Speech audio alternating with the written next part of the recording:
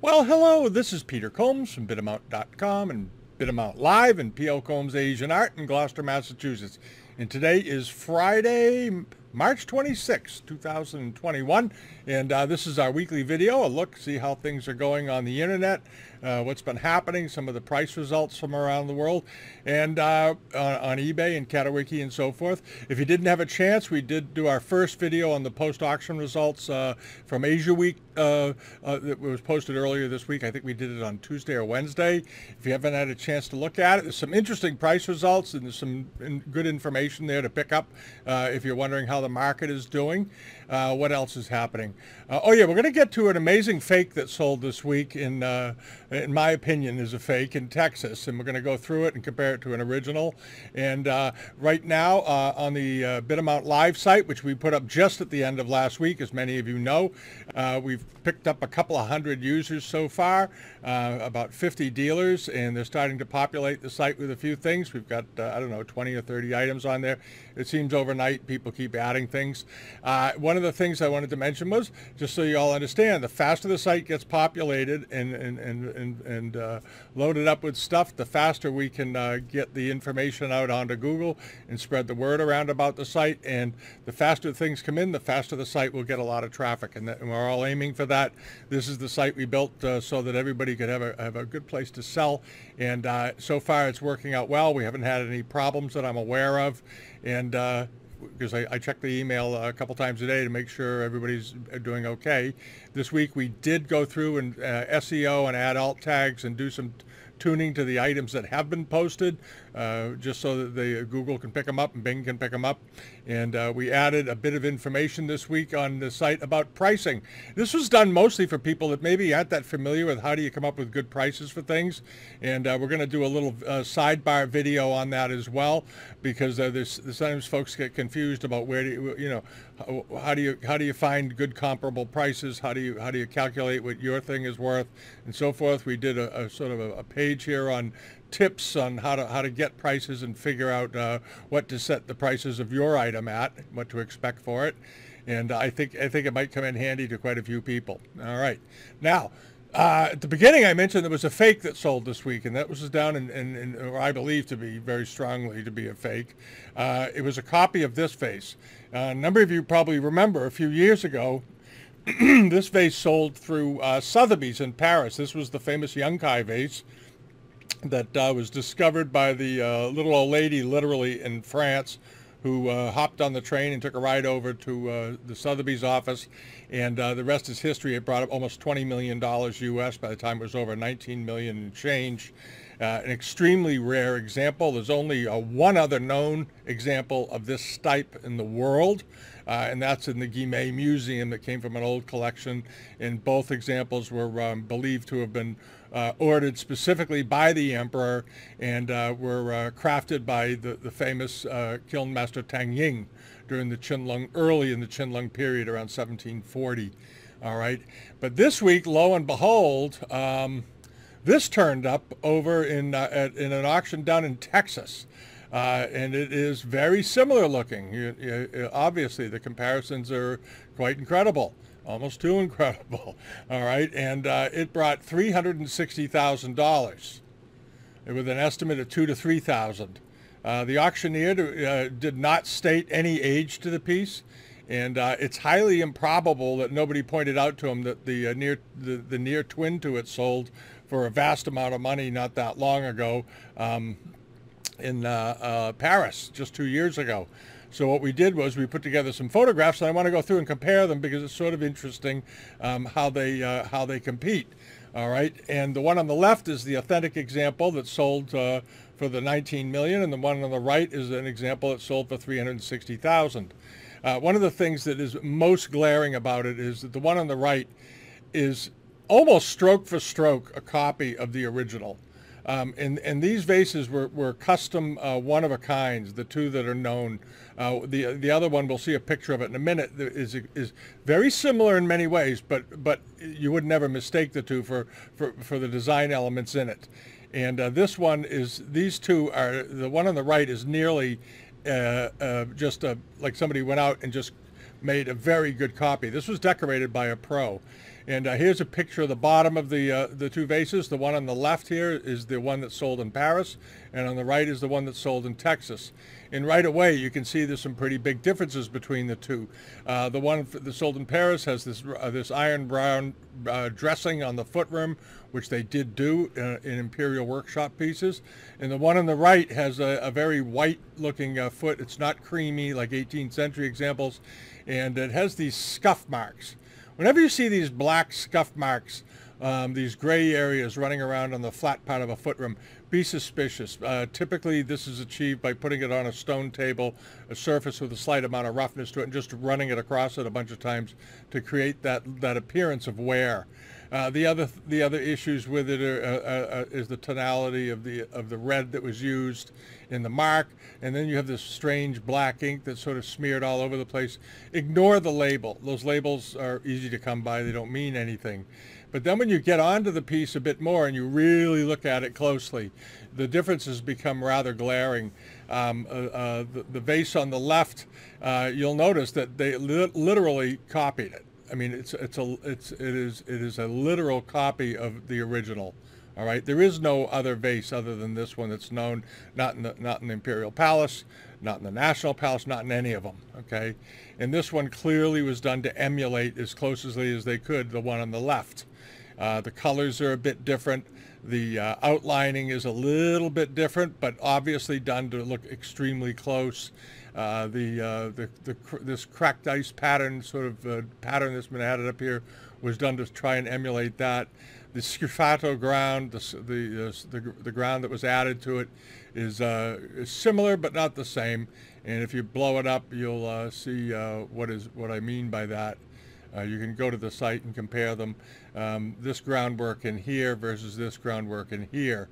And then, of course, there's the issue of the original, another original, the other known example, and this is why I said you'd never confuse them. This is the one in the Guimet. This is a shot that was taken in the showcase in the Guimet Museum, which I've been to. I've seen this vase. It is quite extraordinary. But you can see the decoration on the neck is different. Spotted deer scene like the other one, but different elements bordering it. But this is the only closest one to the one that sold in Sotheby's a few years ago for $19 million.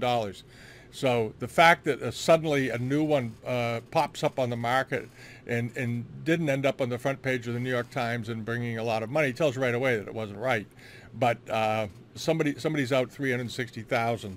And this piece is clearly a copy. And if you come over and look at it and you notice the way the trees are done, they're done quite differently here. The trees are in the same place, but just done differently. The bush is in the same place, exactly in the same place. The way the spots on the deer's back are done, very, very similar. But the shading, the tonality, the richness of the colors are just different. And there's no way to getting around it.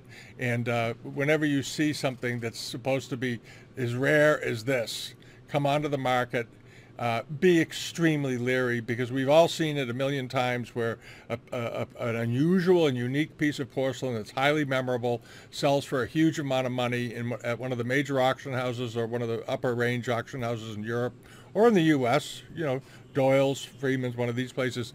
If it brings a ton of money, they're going to start making duplicates of it right away. And this vase took a couple of years probably to master, because it's a very hard type to copy accurately. It probably had many prototypes, and they finally got one off, and it went for a lot of money. All right, it's very unfortunate. I'm almost hoping that there was all shill bidding and nobody actually bought it. But in my opinion, this is a extremely high quality modern fake, and this is the big problem with them. All right, now let's mosey on over and see how things went this week over on eBay. It was a pretty good week. It was a little bit quiet, but eBay and CATAWIKI still managed, they always do, to have some interesting things, and we're going to go through some of the things we looked at last week and see how they did. All right, one of the plates that was sold, this was on CATAWIKI, was this really, really fine famille rose dish. This has the center section here with the scroll rolling across it, and you've seen these before, either with figures on them. They're typically Yongchen period with figures on them, or flowers and birds, that kind of pattern. This was a particularly nice one. Ended up selling for 1,400 euros, and the scene is from the Romance of the Western Chamber, which is one of the most famous and oft used motifs on Chinese porcelain there is, especially in the Qing dynasty. And then on to this. This was a nifty set of 5 carved large gilt panels. If you're looking for great ornaments and great architectural elements for your house, this stuff is great to put up. You can put light behind it and really make it stand out. I've been in houses where I've seen these in dining rooms and living rooms. In dining rooms, they look particularly attractive because they offer a nice light. But this was a really fine set of 5.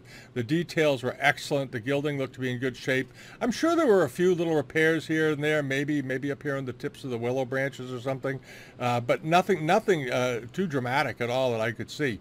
It all looks to be in good shape. It's a later 19th century example, mid to late 19th century, but very detailed. Lots of things going on here. Very much in the manner of, as we've seen in carvings of the finer carvings of last week. We discussed them: tortoiseshell card cases and ivory card cases and so forth. Similar scenes are used on both. And this was a nice one. It ended up selling for $3,300 for the set of 5, which isn't that bad. It's $3,300 sounds like a fair bit of money, but when you divide it by 5 and look at the size of these are garden barrels. These are full-size garden barrels that they're resting on. This is a big presentation. It's a nice big thing. And he had an incredibly reasonable shipping price on here. He was in Vallejo, California, and his shipping rate to me in Massachusetts, which is clear on the other side of the country, as all of you know, was only $100 for all 5. I think that was extremely reasonable. I suspect he's going to end up paying part of the shipping out of his own pocket for that. But that's his business model, and if he wants to do it, that helps a lot in the selling of the piece. And then on to this Hung Chong silver bowl from 1890. This was Super Shrink, the seller, formerly in Massachusetts, now down in North Carolina, had this up. This is a nice example, and beautifully monogrammed, nice low relief area, very fine raised work, nicely polished and so forth. And this is an example, and it's marked down here in the corner. Hung Chong and Company. Hung Chong and Company was a Shanghai silversmith. They believe he actually opened a store in the 1890s. I think that's why it was dated 1890, and the store changed hands around 1906. But Hung Chong is a silversmith that they believe was making silver earlier than that. He opened the store maybe a little bit later in his life. Judging by the fact that it was sold 16 years after it was opened, indicates maybe he was an older man at that point. But there's some records that indicate he might have been making silver as early as 1850 or 60, which puts him on the early side of Chinese silversmithing. And this very nice bowl ended up selling for $979. Really nice example. And what size was it? Did he put the size in here? 8 3/4 inches in diameter. So it was a good sized bowl, nicely shaped, and it looked to be in very nice condition. And then over here to this very large silk panel. This thing was around, I believe it was around four or so feet long, something like that, 3 or 4 feet long. Nicely done. Looks to be most likely a Republic period example, slightly out of the Qing dynasty. His photographs are a little blurry. That's another thing. When you take pictures, put them on your screen to make sure they're clear. I think he probably took the pictures and just assumed they looked okay and just ran them up, and all of them were out of focus. And getting them focused isn't that hard if you just do a little bit of extra work. But at any rate, the needlework on this was extremely nice. There were a few broken gold threads, which he very wisely pointed out, but they're not a big deal at all. People just typically snip them off. Here's another shot of it. Here's a longer shot of it. All right, very nice looking panel. It would hang beautifully, and I think somebody got it for a decent deal, $1,187 for a good 100-year-old or so piece of Chinese silk, and very good quality, very good quality. And then over to this, the Nanking Chinese export strap-handled cider jug. These were extremely popular among the upper classes in the U.S. and Europe around the late 18th, early 19th century.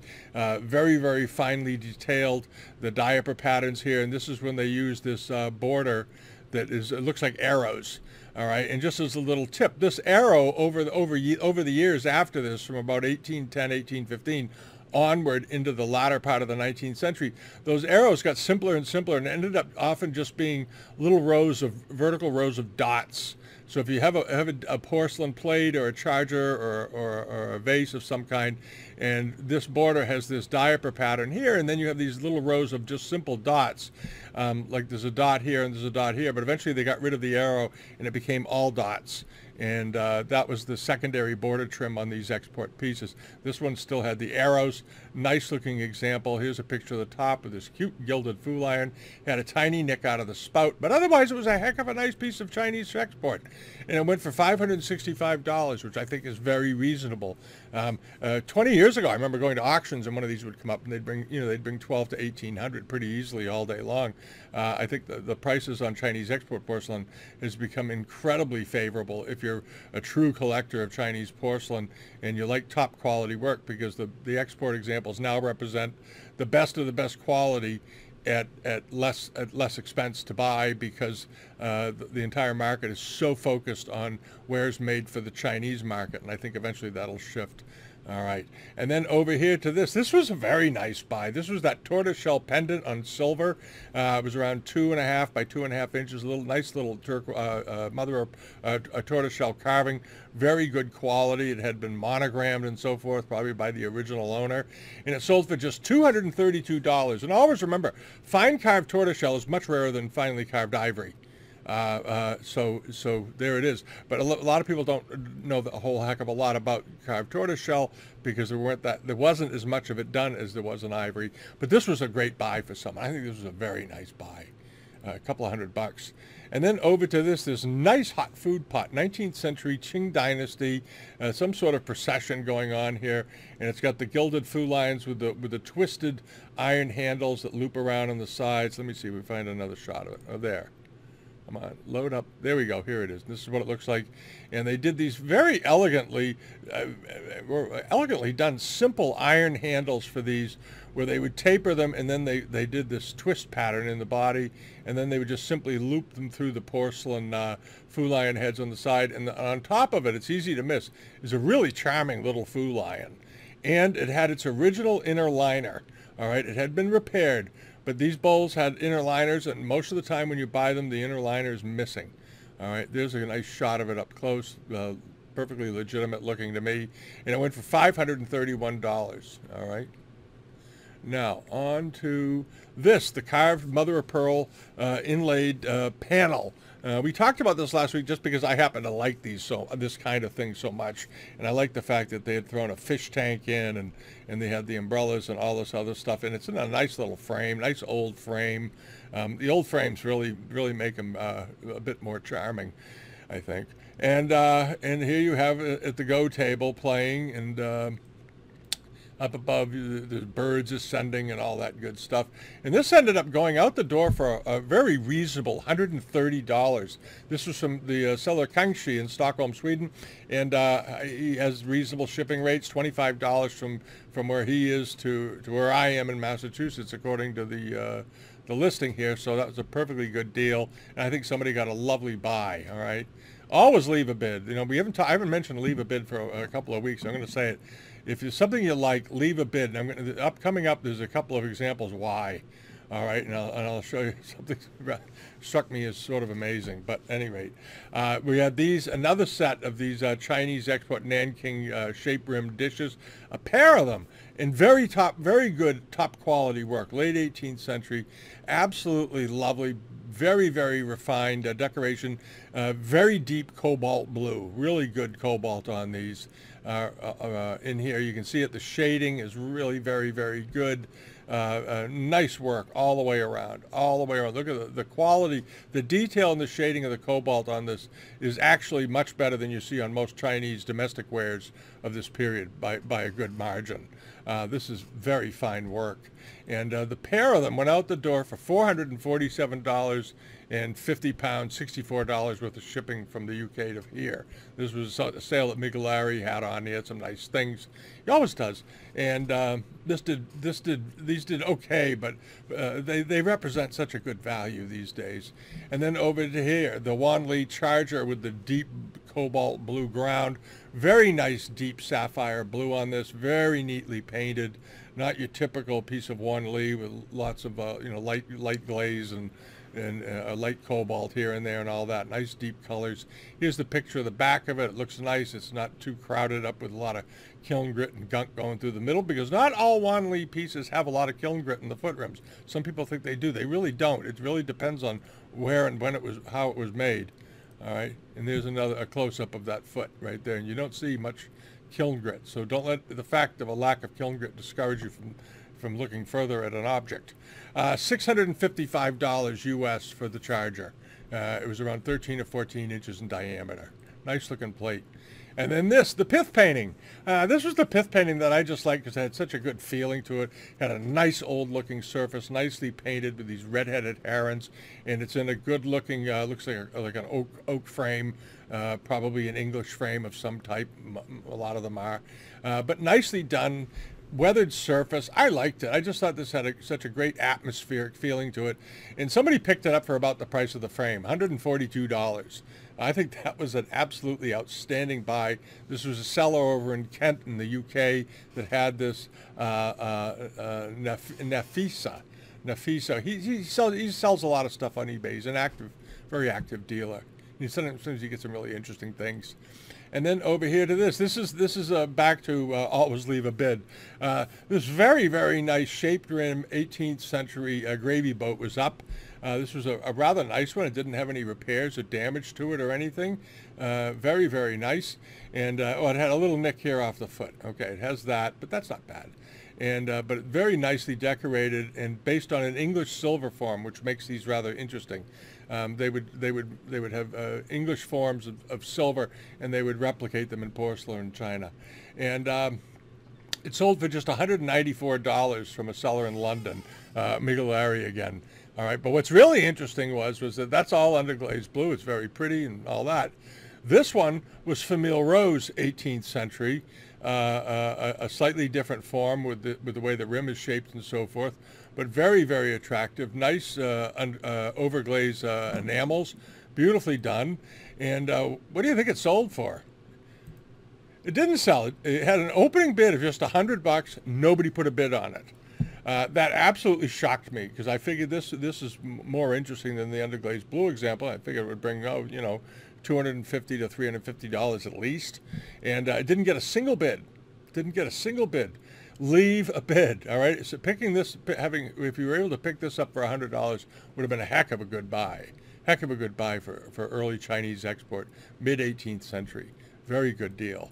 All right, and then over here to this, the cluster of soapstone that's been polished and carved out with monkeys and deer. It's a popular pattern, especially during the early part of the 20th century. They did a number of these. This one was rather better than most of them. The details of the monkey's face is very, very good here. The expression, I like the fact that they put lipstick on them. I think that's hilarious. It's not lipstick, it's the color of the stone. But the stone has many colors in it, with the deer dominating in this sort of mid-celadon color, I guess you'd call it. But then there was some red areas in the soapstone and so forth that the carver took advantage of. And it's very three-dimensional. As you can see by his hand, it's of a decent size. Here's a picture of the back of it. All right, and let's see, the collection of the late Lolita Amor Higginson. I don't know who that was, but at any rate, how did it do? Did okay, but it wasn't the world. $350 for a very fine soapstone carving. Very nice example, and sold, I think, for a reasonable price. Nice example. And then on to this. This was another shocker that didn't sell. And again, I'm at a complete loss on why. It's a Japanese Nabeshima-style dish, but a very unusual pattern, which made this interesting. probably from the Meiji period, judging by the decoration and glaze and enamels. But it's 9 inches, just about in diameter, 8 or 9 inches diameter. It's not a little saucer, and very interestingly painted. I was surprised that this didn't get an inch of interest from anybody. Didn't get an inch from anybody. It didn't sell, and I think you know, 150, 200 bucks for this would have been perfectly reasonable. This was a very, very interesting dish. This was Mark Wahlberg, he is an expert on Japanese art, and he dates it actually to the Edo, to the Meiji period. So he's thinking not necessarily Meiji, possibly late Edo, which is probably true, because the Edo period went after 1850. You know, the last half of the 19th century was an overlapping period of Edo and Meiji. But a lovely plate, very nicely done. It had a very similar back to most Nabeshima dishes. It's not an Nabeshima kiln piece, but probably an Arita piece. But no one bought it. No one bought it. If you're a Japanese buyer, you know, leave a bid for this stuff, because this kind of thing can happen. And then the Chinese robe, the late Qing or maybe early Republic robe, but nice colors. I like the rainbow pattern at the bottom, silver metallic thread with a slight bronzy tone to it. But it's really not gold. It doesn't look it. And nice colors. And ended up selling for $3,050, which I think was perfectly reasonable. This seems to be the sweet spot for these days. The silver relief, the silver or gold only thread robes are now bringing pretty steadily, in good condition, anywhere from $2,500 to $3,500, and these slightly later colored thread examples are bringing in the $2,800 to $3,400 range, somewhere in there. But a nice looking robe. And then over here to this was a thistle and butterfly painting that I mentioned last week. I thought it was wonderful. I love these kinds of pictures. Japanese, this was on CATAWIKI, very nicely done. Good colors, precise drawing, very crisp, had a good feeling to it. It's as though the way the paper works with the painting, it's almost as though you're looking at the flowers through a sort of a hazy sunset, or you know, in the background with some horizon light. It's just, I thought it was just lovely the way it was done. And here's a whole picture of it on its mount. Lots of good detail shots, signature signed and so forth, and it did pretty well. This wasn't given away. It ended up selling for $742 against a 750 euros rather, 742 euros against a 750 to 1150 euro estimate. But a very, very nice example. Okay.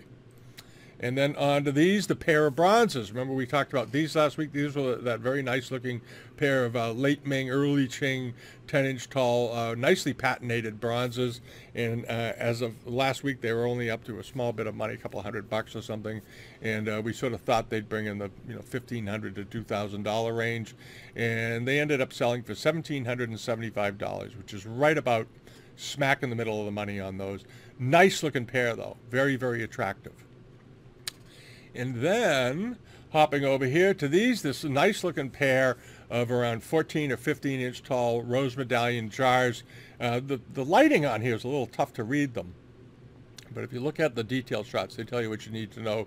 Tiny chip on the rim, good quality 1850 to 1870 decoration. And he has them as early 19th century. I don't think they're early 19th century. I think they're a bit later than that, but that's a quibble. $820 for the pair, which is perfectly reasonable. And then over here to the what's coming up this week, the things that we have found. Let's see here. This is on right now. It's a very nice silver repoussé round covered box with animals and figures, late 19th, early 20th century. Here it is. This is a good looking piece. Nice little Fu lion on top and so forth. Good quality decoration all the way around. I don't think there's a mark on this. Let's see. Oh no, it just says 95 silver. That was the mark that they did adopt in China after I think after about 1910 or so. But nice looking piece of silver. And then Wang Hing. Those of you that know Chinese silver know who Wang Hing is. He's one of the most famous of all the Chinese export silversmiths. This is, again, Super Shrink has this. I don't know where this guy gets all this great silver. Wow. And this is a very, very attractive example with bamboo handles and so forth. A very lovely set. And it's up to $1,680. It's still got a week to go, but it'll be in the newsletter page this week. And then another one of these, there's a set of these panels, another set from another seller out in California. I'm wondering if there wasn't an estate or something out there broken up, because I've seen several sellers in California turning up with these, and they look like nice old examples. Here we go. Here are the detail shots. They look fine. This sort of red, that heavy red, almost bull red backs on them. These are up to $206. We know from the other 6. The 5 that sold for $3,300, roughly what this one is worth by just doing simple math. So figure this panel is probably worth $400 to $600 or something like that. All right, and here's another one here. This is another seller out in California. This is a really nice looking carved panel. This would look great mounted on a wall. And it's done almost in the Japanese manner with the birds overhead and this heavy vine work, but it's all Chinese. But rather good quality, very nice quality. But the Japanese did similar work in the Meiji period. It's got 9 days to go, and it's up to $15. It'll be in the newsletter. And then those nice pair of stirrups that we talked about last week that Arts on Sunlick Mark Wahlberg has, very nice lacquered iron, early sort of mid Edo period examples, but beautifully done. The price is they're up to $518. They end on Sunday, so if you're a Japanese lacquer or arms collector or interested in these are quite nice, and these are good size. They look great on bookshelves. They look fabulous. When you have guests over and they look at it, people always talk about the stirrups because they're just so interesting looking. And then also a nice looking large Canton export bowl. Good looking example. It's got the gilded Greek key fret border around the inside here. The enameling all looks to be in good condition. Mid 19th century example. Has a bit of wear in the center because people use them all the time. They put flowers on them. My mother had one of these big punch bowls. She used to always have flowers. She wore the center of that bowl almost through. Any rate, this was a nice one, and it's up to $404. It's got a couple of days to go. Expect it to get up to between probably $550 and $650 or so, and that's about it. It's been an interesting week for us here. We've had an awful lot that we're doing, obviously with the new site and dealing with all of the regular stuff that we do, but it's fun, and we have a few things we're going to add to the site as we go along here. But as I said, get your stuff up there. If you need some help getting things listed, fixed price things and whatnot, let me know. And also, if you have things listed on other sites or on eBay or somewhere else, throw a few of them on here too, because the commissions are frankly less. You'll net out more money. You have a little more flexibility if somebody wants to negotiate a price. But at any rate, that's it for the week. Have a wonderful weekend. We'll be doing the Sotheby's auction result video next week, and we're putting together the information today and tomorrow, and we'll try to get it out the first half of the week. All right. Have a great weekend. It is absolutely spectacular here today on Cape Ann. It's a little overcast, but it's about 60 degrees. Feels awfully good. Feels awfully good. All right. See you all next time. Thank you. Bye-bye.